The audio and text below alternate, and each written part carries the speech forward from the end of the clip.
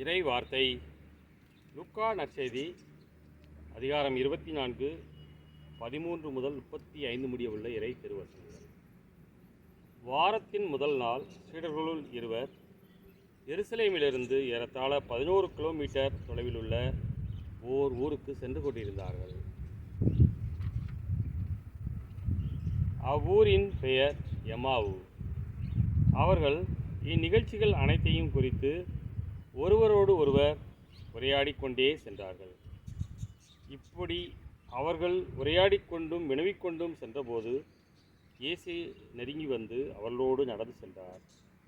ஆனால் அவர் யார் என்று அறிந்து உணர முடியாதவாறு அவர்கள் கண்கள் மறைக்கப்பட்டிருந்தன.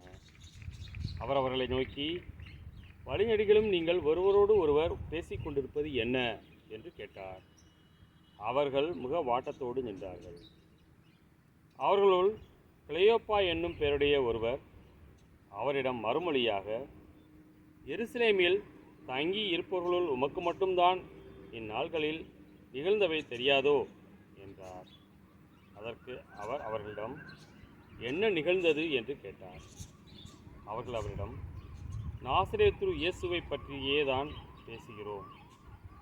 அவர் கடவுளுக்கும் மக்கள் எல்லாருக்கும் முன்பாக சொல்லிலும் செயலிலும் வல்ல இறைவாக்கினராக திகழ்ந்தார். அவர் இஸ்ரேலை மீட்கப் போகிறார் என்று நாங்கள் எதிர்பார்த்து இருந்தோம். ஆனால் தலைமை குருக்களும் ஆட்சியாளர்களும் அவருக்கு மரண தண்டனை விதித்து சிலுவையில் அறைந்தார்கள்.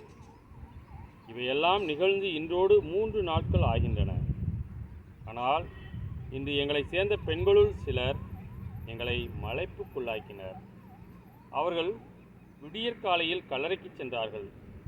அவருடைய உடலை காணாது திரும்பி வந்து வானதூதர்களை கண்டதாகவும் இயேசு உயிரோடு இருக்கிறார் என்று அவர்கள் கூறியதாகவும் சொன்னார்கள். எங்களோடு இருந்தவர்களுள் சிலரும் கல்லறைக்கு சென்று அப்பெண்கள் சொன்னவாறே இருக்க கண்டனர். ஆனால் அவர்கள் இயேசுவை காணவில்லை என்றார்கள்.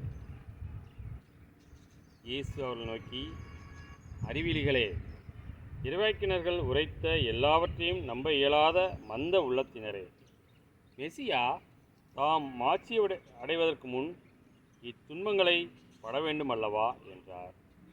மேலும் மோசே முதல் இறைவாக்கினர் வரை அனைவரின் நூல்களிலும் தம்மை குறித்து எழுதப்பட்ட யாவற்றையும் அவர் அவர்களுக்கு விளக்கினார்.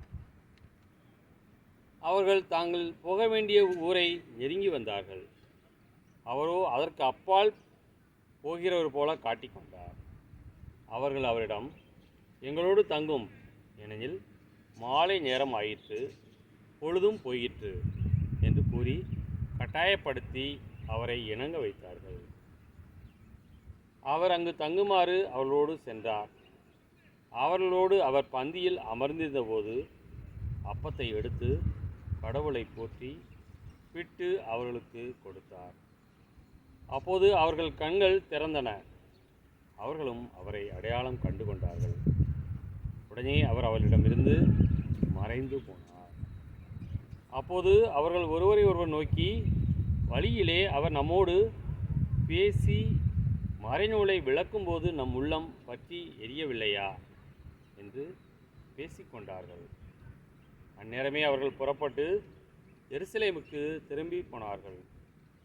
அங்கே 11 அவர்களோடு இருந்தவர்களும் குழுமி இருக்க கண்டார்கள். அங்கிருந்தவர்கள், ஆண்டவர் உண்மையாகவே உயிருடன் எழுப்பப்பட்டார், அவர் சீமோனுக்கு தோற்றம் அளித்துள்ளார் என்று சொன்னார்கள். அவர்கள் வழியில் நிகழ்ந்தவற்றையும் அவர் அப்பத்தை பிட்டு கொடுக்கும்போது அவரை கண்டு கொண்டதையும் அங்கிருந்தவர்களுக்கு எடுத்துரைத்தார்கள். கிறிஸ்துவின் நற்செய்தி.